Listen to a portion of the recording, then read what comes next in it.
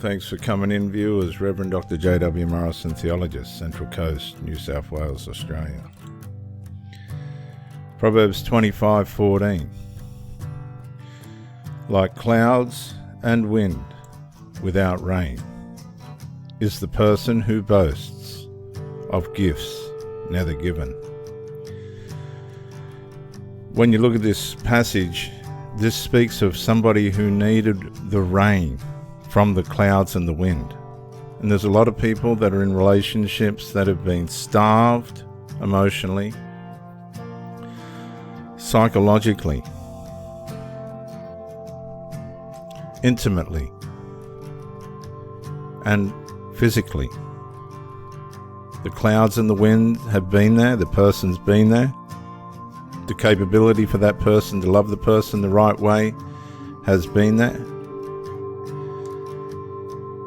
There's no reason for that person not to be there except some kind of devious, covert, underlying motive to waste people's time, and you'll run into these people all the time.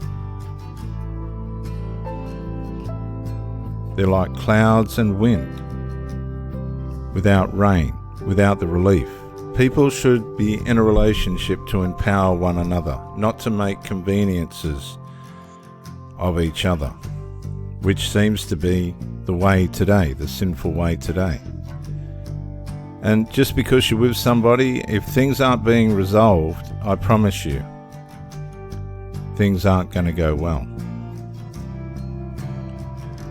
Things are just not going to be the way that they should. I've known people that have been in marriages for 5, 10, 15, 20, 25, 30 years to get to the point where the clouds and the winds have come over season after season, cycle after cycle, and there's been no rain. And these people have adapted to this drought-like relationship. They've allowed their faithfulness and loyalty to hold them in a relationship that's no more than a drought in a desert. And when the opportunities come, the clouds and winds come, and you think everything's going to get sorted out and resolved, there's no rain.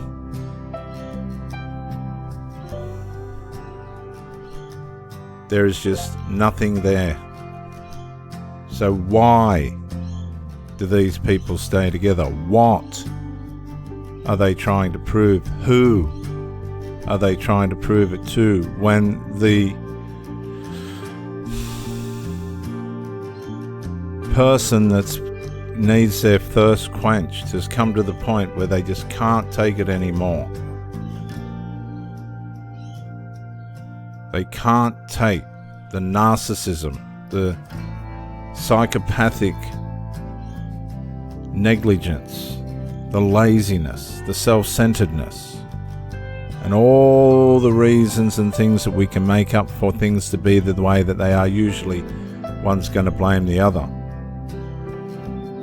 The problem is, when the first lot of clouds and wind came over and there was no rain and nobody confronted the issue, or if they did and there wasn't a resolve, that was your signal to go to somewhere where it's going to rain. Well, that's not a Christian, isn't it?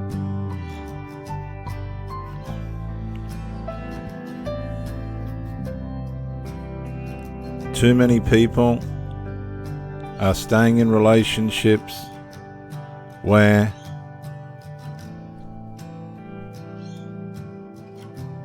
they're no different to a parched desert, the sand in the desert.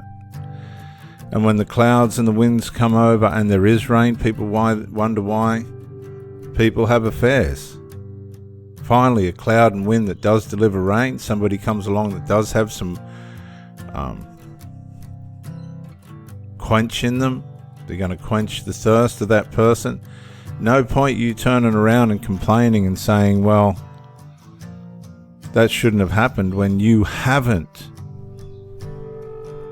given the rain. You've kept the clouds and the wind there, or you've presented yourself and made it look like it's going to rain. Convince that person that one day it's going to rain. One day these clouds, see these beautiful clouds, and this wonderful wind.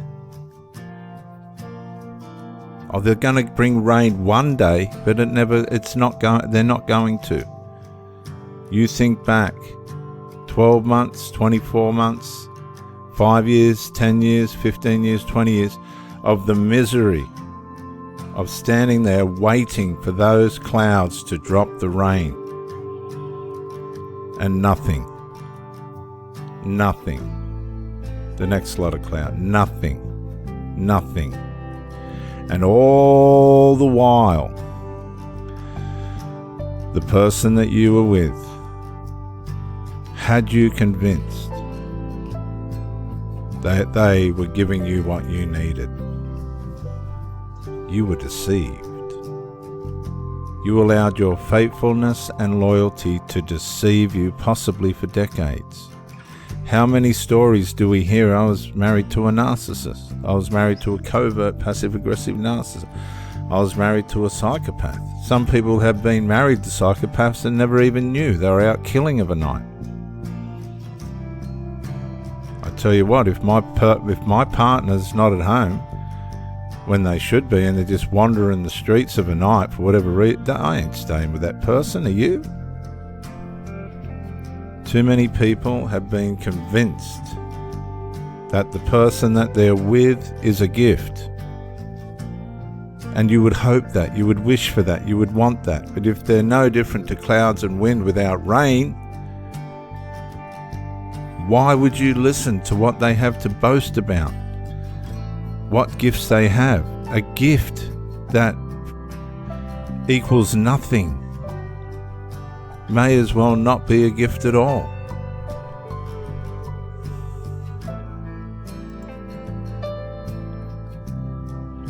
Many a person proclaims their loving devotion. Oh yeah, I've had women say, come in with situations where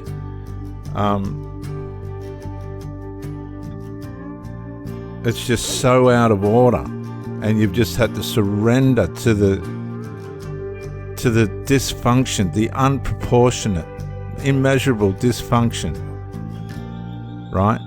And turn around, and when you've agreed with it all and you've demasculinized yourself to try and keep the peace with people that don't like you, this person's trying to have a relationship with you, there's other people in the fray that just don't like you,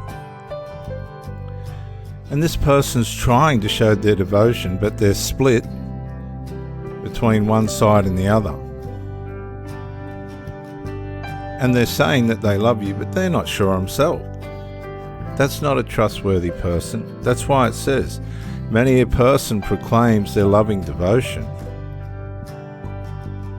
But who can find a trustworthy person? You don't know what you're dealing with until you look up at the clouds and look up at the wind and go, where is the rain? I can't keep giving you. I can't keep being there without the rain.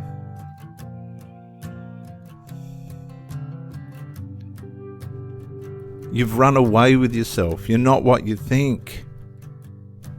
You think you're a gift, but you're not. If you're a gift, why have I got psychological trauma? Why do I feel intimately starved? Why aren't you there when I need you? Why is there these big gaps between you and me?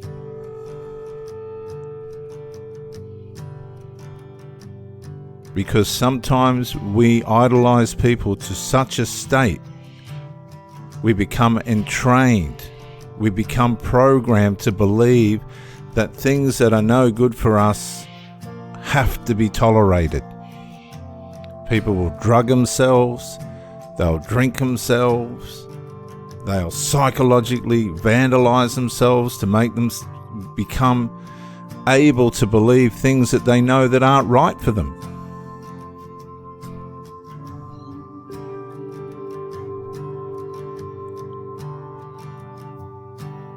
Like clouds and wind without rain, is a lover who boasts of gifts never given, is a partner who boasts of gifts never given. Psychological gifts, the gifts that matter, the gifts that bring power to a relationship, not just getting it down in the bedroom. That could be a problem for some of you, but why would you tolerate that? Why would you tolerate sex? It's cloud and wind without rain. Many of you people have been conditioned not to respond to things that don't suit you because it's a sign of disloyalty. No. There's base 101 relationship principles that have to be adhered to for the thing to work. And if it's not legit, if those clouds and wind are just withholding the rain's there, but it's just withholding them, doesn't want to share it, doesn't want to share its gifts. There are people that won't share their gifts, I'm telling you now. I've seen dozens and dozens and dozens and dozens and dozens of marriages that have gone down the tubes because somebody's just shut off the rain. Christian and worldly alike. As a matter of fact, possibly worse with the Christians. And they boast about themselves, and they're all full of themselves and their God, and their partners and their families are going down the tubes. The addicts, the alcoholics, they age and hurt themselves and ruin themselves. They're all trying to run around and rescue each other's lives. They got the clouds and the wind, they're all responding to that, but where's the rain? Where is the rain?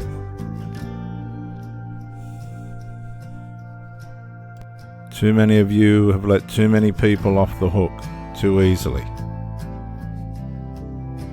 And you've paid for it psychologically, physically,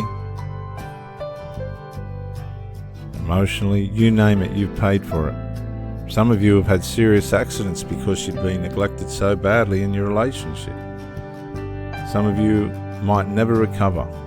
Some of you, not all of you, have just been so badly neglected and abused because you made